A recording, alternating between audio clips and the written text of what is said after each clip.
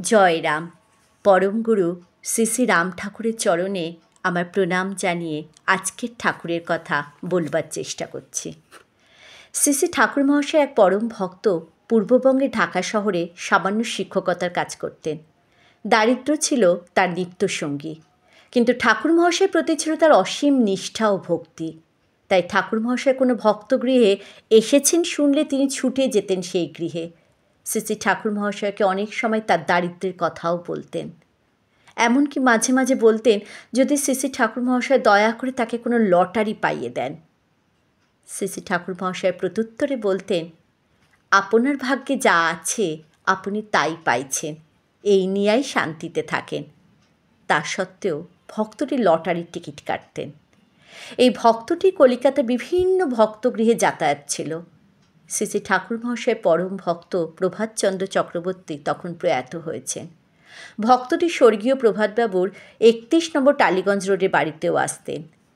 স্বর্গীয় প্রভাতবাবুর ছেলে ফণীভূষণের কাছে ভক্তটি দেখা করতে এলেই ফণীভূষণ ওনাকে তখনকার দিনের 10 টাকার একটি নোট দিতেন। ফণীভূষণের কিছু বন্ধু ওই ভক্তটিকে চিনতেন। কলিকাতায় ভক্তটিকে দেখলেই তারা ফণীভূষণকে বলতেন, ফণী, তুমি 10 টাকার নোট প্রস্তুত রাখো, ওই ভক্ত কলকাতায় এসেছেন। এইভাবেই দিন চলছিল। একদিন ফণীভূষণের বন্ধুরা বললেন, ফণী, তোমার আর 10 টাকার নোট প্রস্তুত রাখতে হবে না, ওই ভক্তটি ডার্বি লটারি প্রথম পুরস্কার পেয়েছেন, কাজেই এখন আর কোনো অভাব নেই।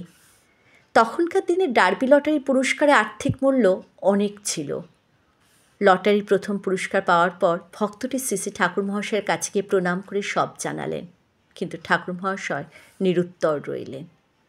কয়েক বছর পর আবার সেই ভক্তরা একদিন ফণীভূষণকে বললেন, ফণী, তুমি আবার 10 টাকার নোট প্রস্তুত রাখো, ভক্তটি তোমার কাছে আবার আসবেন।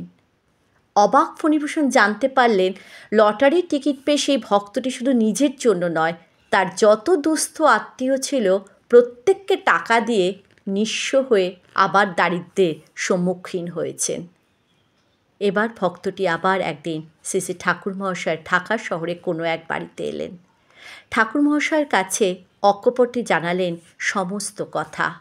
শ্রী শ্রী ঠাকুর মহাশয় কিছুক্ষণ নিরুত্তর রইলেন, তারপর বললেন, আপনাকে তো আগেও বলেছি, এখনও বলছি, ভাগ্যে না থাকলে বাইটা দিলেও খাইতে পারে না।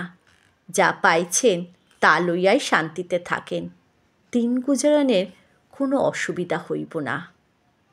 ভাগ্য ফলতি সর্বত্র, ভাগ্য হইতে লোকে ফল পাইয়া থাকে। জয় রাম, জয় গোবিন্দ।